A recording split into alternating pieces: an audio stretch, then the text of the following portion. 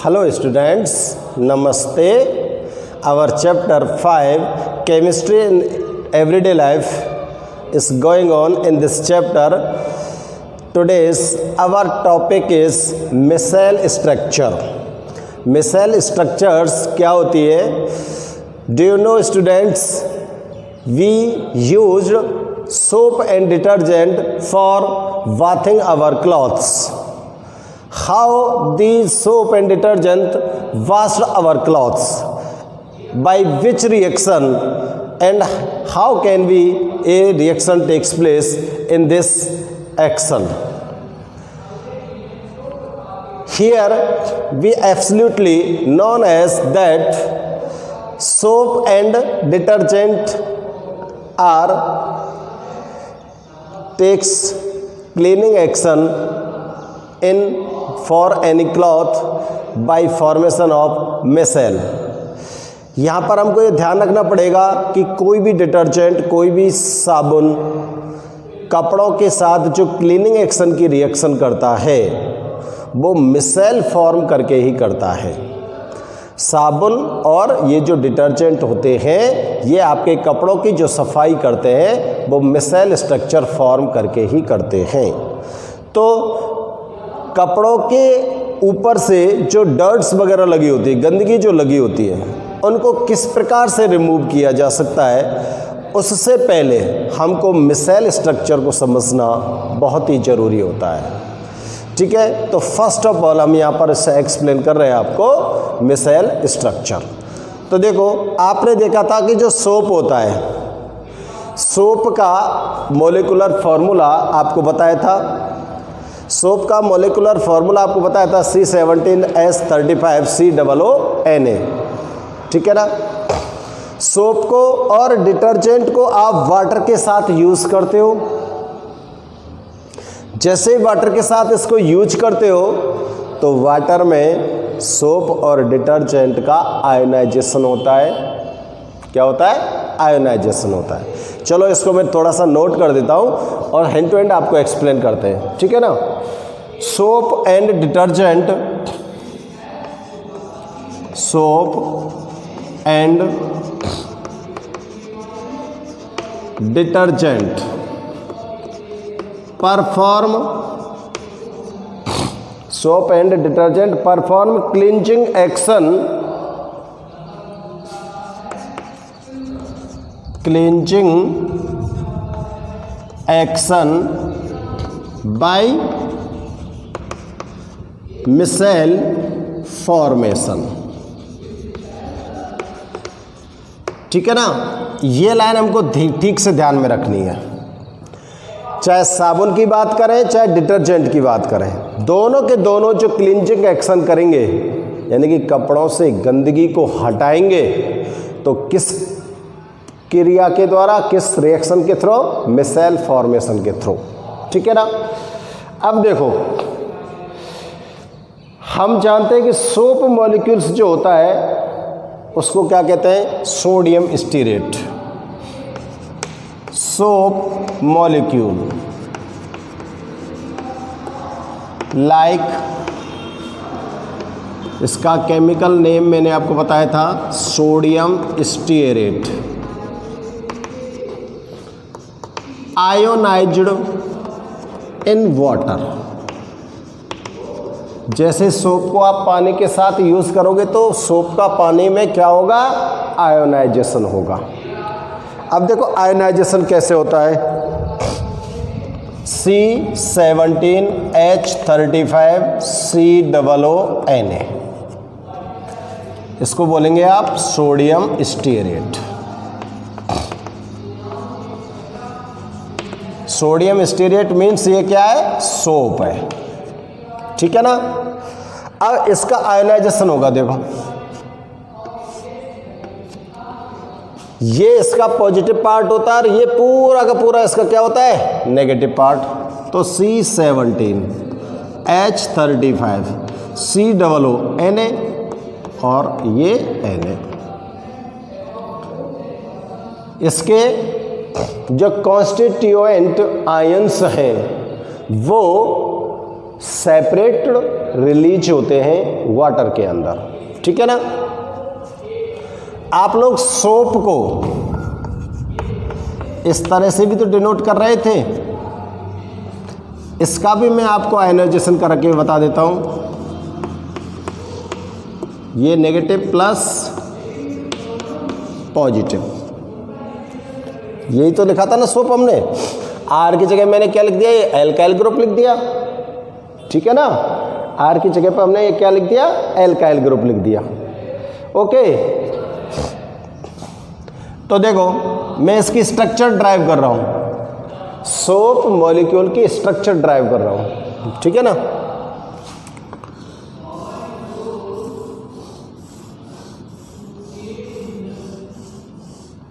1 2 3 4 5 6 7 8 9 10 11 12 13 14 15 16 17। तो आप लोग यहां पर ये वाली स्ट्रक्चर देख रहे हो, इसमें जितने भी कॉर्नर देख रहे हो,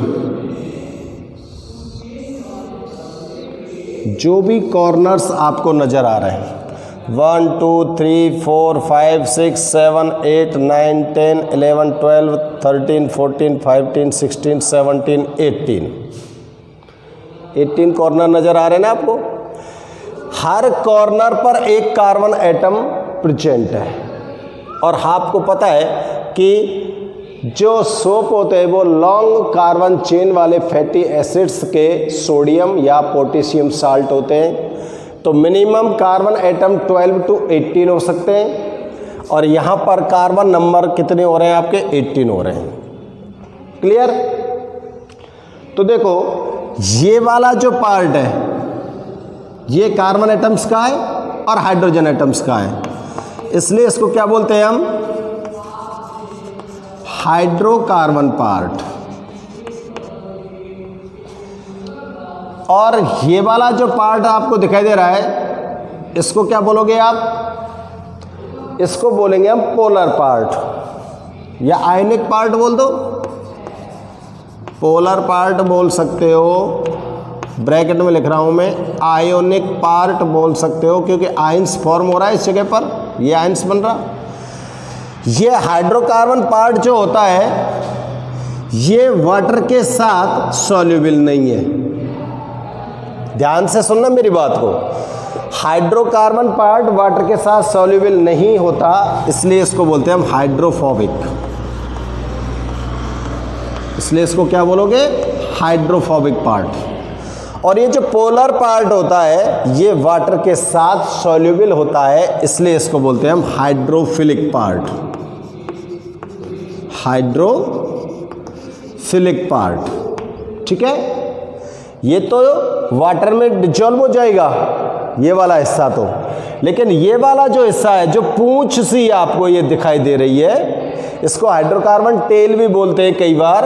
ये हाइड्रोकार्बन जो टेल आपको दिखाई दे रही है ये वाटर के साथ डिजॉल्व नहीं होती है, इसलिए इसको बोलते हैं हम हाइड्रोफोबिक। और ये वाटर के साथ डिजॉल्व होती है तो इसको क्या बोलते हैं, हाइड्रोफिलिक। ओके, यहां तक बात क्लियर समझ आ गई।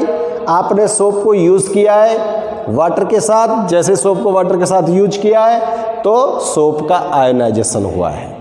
सोप, एक सोप मॉलिक्यूल लिया है मैंने यहाँ पर, ये सोप का 1 मॉलिक्यूल है, और 1 मॉलिक्यूल जो एक्शन करेगा वही एक्शन टोटल मॉलिक्यूल्स का होगा ना, इसलिए 1 मॉलिक्यूल्स का एक्शन देख रहे हैं हम यहाँ पर। एक सोप मॉलिक्यूल ले लिया, उसका आयनाइजेशन करा दिया, तो ये अपने कॉन्स्टिट्यूएंट्स आयंस में क्या हो गया, सेपरेट हो गया, डिवाइड हो गया, पॉजिटिव आयन और negative ion.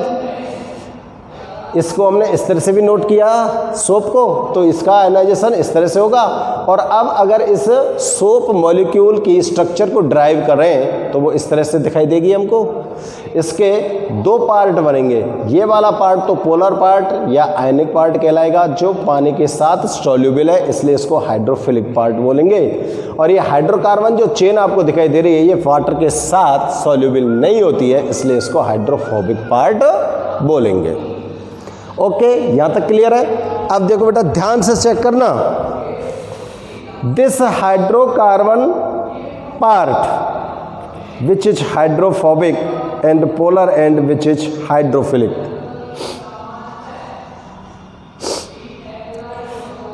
This hydrocarbon part, ये वाली बात कर रहे हैं, this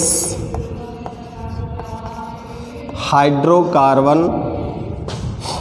पार्ट, इसको मैं आर से डिनोट कर सकता था ना, ये वाला ही तो है पार्ट, आर से डिनोट कर रहे हैं इस हाइड्रोकार्बन वाले पार्ट को, सी डबल ओ तो ये आ गया, तो ये पूरा यहाँ से लेकर यहाँ तक क्या है, आर, एल्काइल ग्रुप से, ठीक है ना। This hydrocarbon part which is hydrophobic, जो कैसा है, hydrophobic, which is hydrophobic, and पहला पार्ट हाइड्रोफोबिक। अब दूसरे पार्ट के बारे में लिखो, polar and which is hydrophilic, polar and which is hydrophilic. Polar and कैसा है, हाइड्रोफिलिक है। मेक्स सच स्ट्रक्चर, ये दोनों मिलकर, मेक्स सच स्ट्रक्चर्स, ये दोनों मिलकर स्ट्रक्चर्स फॉर्म करते हैं। और किस तरह से करते हैं देखो, these parts are arranged, these parts are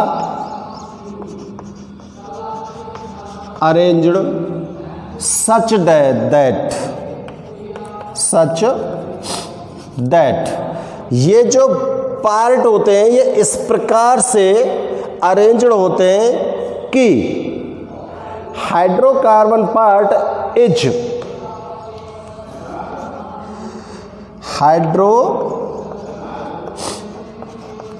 hydrocarbon part is inward, hydrocarbon part is inward, and कौन सा चार्ज है इस पर, नेगेटिव है ना, and negatively charged polar and, negative charged polar and जो है वो इज आउटवर्ड, इज आउटवर्ड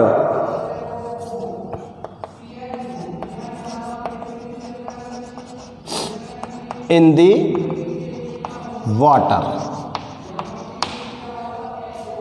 ध्यान से समझ लो बेटा, ये जो हाइड्रोकार्बन पार्ट है, जैसे ये पानी के साथ घुल गया और पानी के साथ घुलने के बाद सोडियम आयन रिलीज हो गए, और ये वाला पार्ट आपके पास, इस वाले पार्ट की बात कर रहे हैं।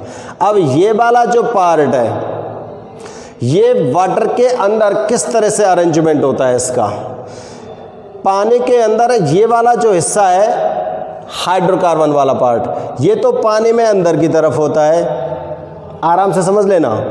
ये वाला पार्ट तो कहाँ होता है, पानी में अंदर की तरफ होता है, और ये वाला पार्ट पानी में बाहर की तरफ होता है। कहाँ पर होता है, बाहर की तरफ होता है। और इस तरह से जो स्ट्रक्चर यहाँ पर फॉर्म होगी उसको क्या बोल रहे हैं हम, micelle structure. It is called micelle structure.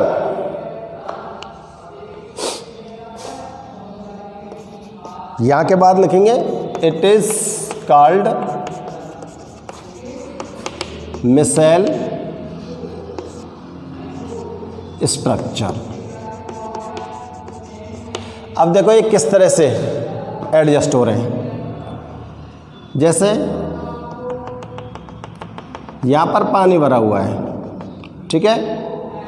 अब इस पानी में अंदर की तरफ तो कौन होंगे, हाइड्रोकार्बन वाला पार्ट, और बाहर की तरफ कौन होगा, पोलर एंड।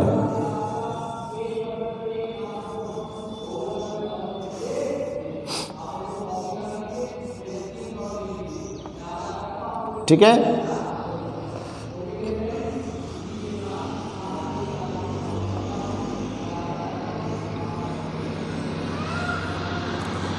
कैसे बना रहा हूँ मैं स्ट्रक्चर को, आप ध्यान से ध्यान देना है इस पर बेटा।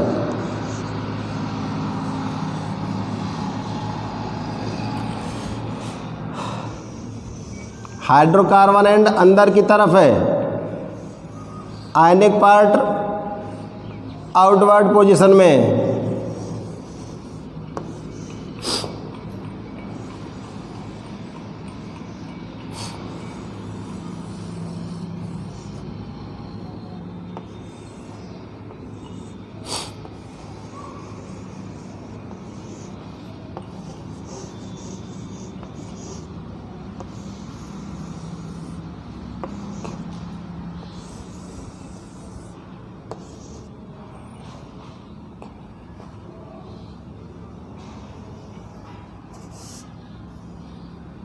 और एक चीज़ और आपको यहाँ पर ध्यान रखनी है,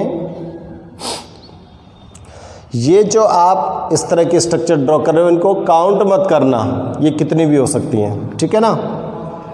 विदाउट काउंट करे आपको ये ड्रॉ करनी है।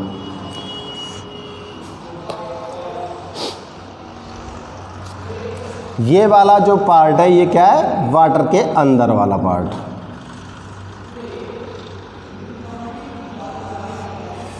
क्लियर है ना।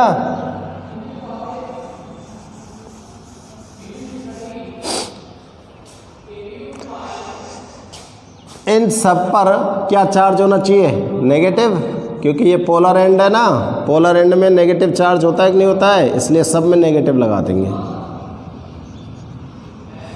नेगेटिव नेगेटिव लगा दो सब के अंदर।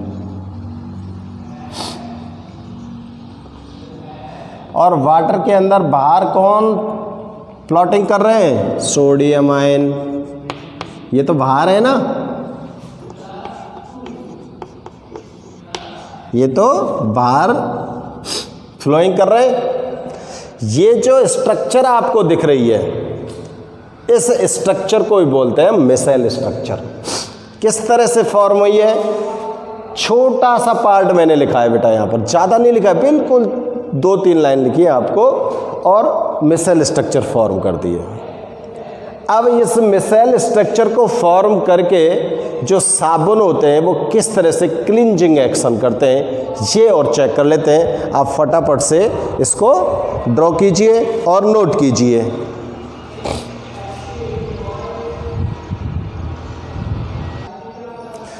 तो यहाँ पर अब बेटा देखते हैं, हम एक्सप्लेन करते हैं क्लींजिंग एक्शन बाय सोप।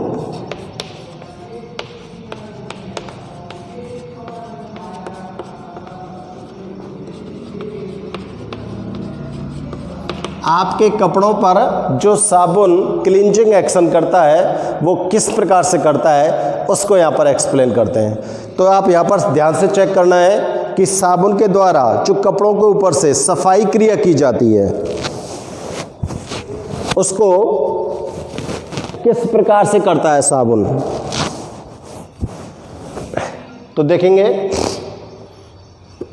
ज़्यादातर जो गंदगियां होती हैं आपके कपड़ों पर जो लगती हैं, most of the impurities like oil drops. तो देखो most of impurities like oil drops. ज़्यादातर जो गंदगियां होती है कपड़ों के ऊपर चिकनाई वाली होती है, चिकनाई वाली होती है ना, तो मैंने लिख दिया यहाँ पर ऑयल ड्रॉप्स, ठीक है ना। Are insoluble in water. और ये जो ऑयल ड्रॉप्स होती है ये क्या होती हैं, are insoluble in water but soluble. लेकिन सॉल्यूबल है किसके साथ, इन हाइड्रोकार्बन, इन हाइड्रोकार्बन। ये पानी में तो घुलते नहीं है तेल वगैरह, लेकिन हाइड्रोकार्बन के अंदर जरूर घुल जाते हैं। और हाइड्रोकार्बन ध्यान करना सोप मॉलिक्यूल की स्ट्रक्चर को, और जैसे सोप मॉलिक्यूल की स्ट्रक्चर आपके ध्यान में आ जाएगी ना तो आपको पता लग जाएगा कि हाइड्रोकार्बन पार्ट कौन सा था। जो लंबी पूंछ थी ना वो हाइड्रोकार्बन वाला पार्ट है, और आगे जो C नेगेटिव लिखा था वो क्या है, आयोनिक पार्ट या पोलर पार्ट। क्लियर है ना। इन क्लीनिंग बाय सोप, जब साबुन से सफाई क्रिया होती है, इन क्लीनिंग बाय सोप, जब साबुन से आप सफाई क्रिया करते हो, soap molecules form micelle around impurities. Soap molecule form micelle around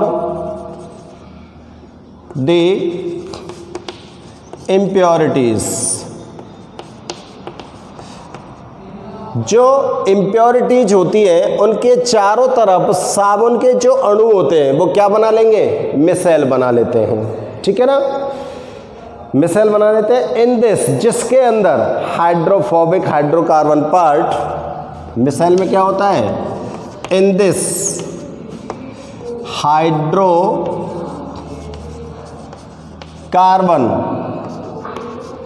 hydrophobic,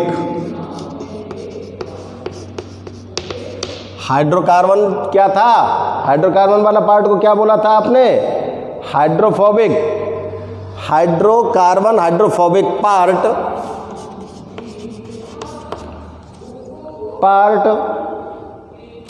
attracts impurities,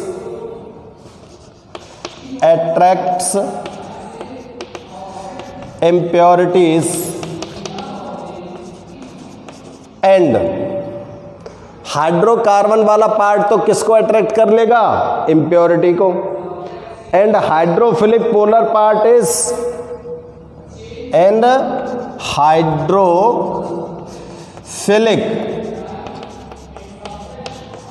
polar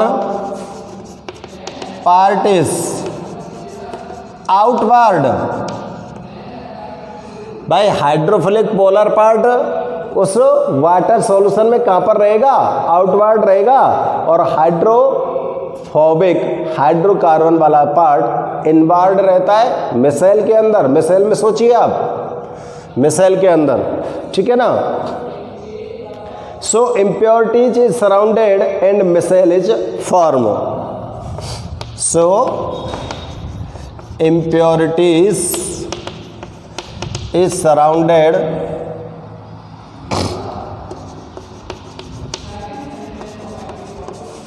and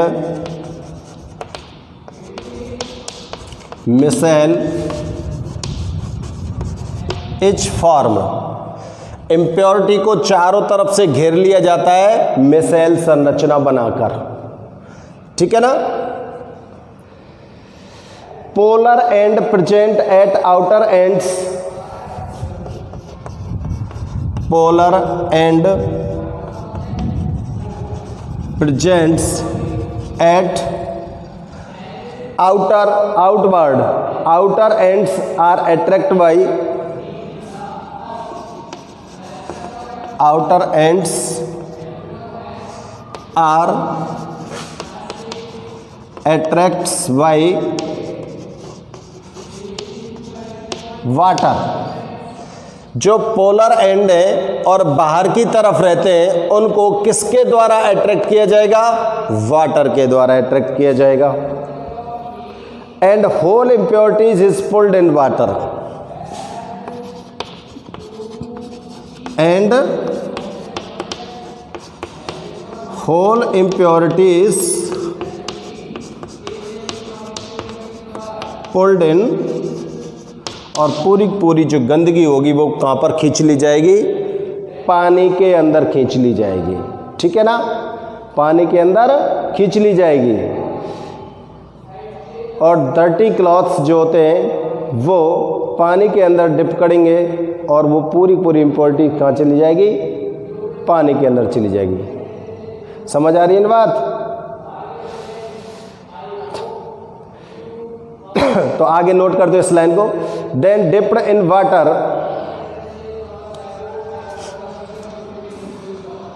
चलो एक लाइन और ऐड कर देता हूं जिससे क्लियर हो जाएगा आपको।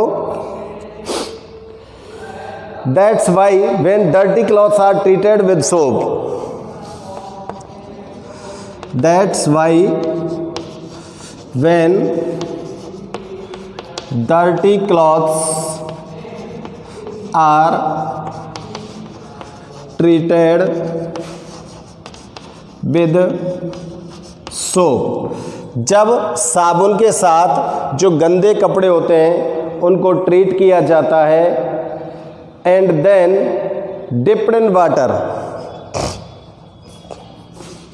And then dipped in water,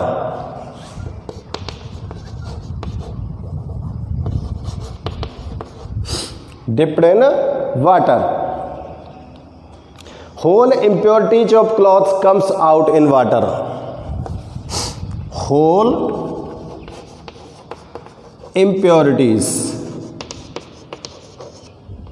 पूरी की पूरी जो गंदगी है, whole impurities of cloth comes out of cloths, comes out in water. देखो समझो इसको, मैं डायग्राम बनाता हूं आपको। जैसे ये आपका क्लॉथ है,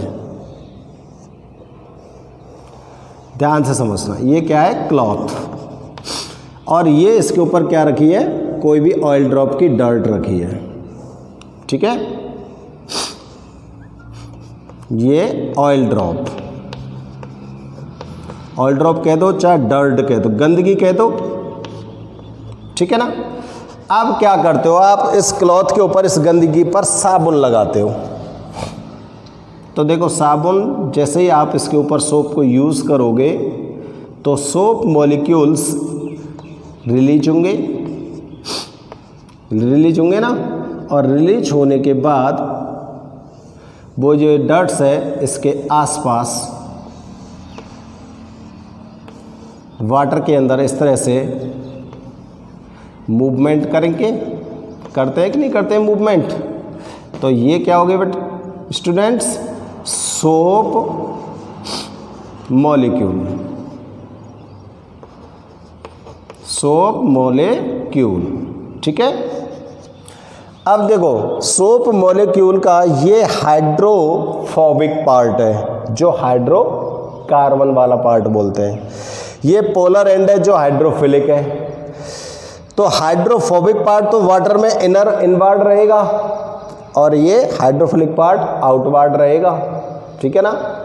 और कपड़े के ऊपर जो डर्ट है वो हाइड्रोकार्बन से फॉर्म है, ऑयल्स जो है वो हाइड्रोकार्बन से फॉर्म होते हैं, और ये वाला पार्ट भी कैसा है, हाइड्रोकार्बन होता है। तो हाइड्रोकार्बन के साथ अटैच हो जाता है, दोनों सेम नेचर के होते हैं, इसलिए दोनों क्या हो जाते हैं, अटैच हो जाते हैं।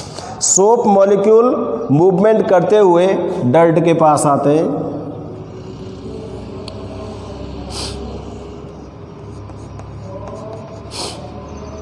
और डर्ट के पास आकर वो इस डर्ट में एंट्री कर जाते हैं,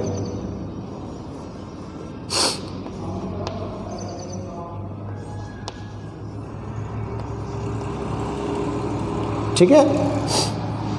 अब इस डर्ट में सोप मॉलिक्यूल्स क्या कर गए, इसका सोप मॉलिक्यूल का जो हाइड्रोकार्बन वाला पार्ट है वो डर्ट के अंदर एंट्री कर गया। अब ये जो वाला पार्ट है ऊपर वाला पोलर एंड, ये किसकी तरफ अट्रैक्ट होगा, इसको वाटर अट्रैक्ट करेगा। वाटर जब इसको अट्रैक्ट करेगा तो ये ऊपर की तरफ खींचेगा, तो ये डर्ट इसके साथ ऐड हो चुकी है। तो जैसे ये सब बहुत सारे मॉलिक्यूल्स इसके डर्ट के साथ अटैच हो जाएंगे, बहुत सारे चारों तरफ, ठीक है ना। तो ये सब वाटर की ओर अट्रैक्ट होंगे, पोलर एंड है इसका, वाटर की तरफ अट्रैक्ट होगा। तो ये क्या करेंगे, धीरे धीरे इस डर्ट को क्लॉथ के ऊपर से खींच लेंगे, पुल्ड अप कर लेंगे। तो देखो नेक्स्ट डायग्राम में हम दिखाते हैं, ये आपका क्लॉथ हो गया और ये डर्ट है। अब तक डर्ट फैली हुई थी ना, अब ये डर्ट ऐसी हो गई क्योंकि सोप मॉलिक्यूल क्या कर रहे हैं, इसको पुल कर रहे हैं। बहुत सारे सोप मॉलिक्यूल इसके साथ ऐड हो चुके हैं और इस डर्ट पार्टिकल को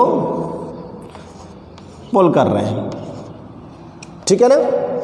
मिसेल स्ट्रक्चर फॉर्म हो गई। मिसेल स्ट्रक्चर फॉर्म करके इसको क्या करेंगे, ये पुल्ड करेंगे किसकी तरफ, वाटर के अंदर। तो नेक्स्ट डायग्राम में आप क्या देखोगे, ये क्लॉथ जो डर्ट है वो यहाँ पर आ गई, ऑयल ड्रॉप कहाँ गई, क्लॉथ से ऊपर उठ गई, और इसके साथ कौन ऐड है, सोप मॉलिक्यूल।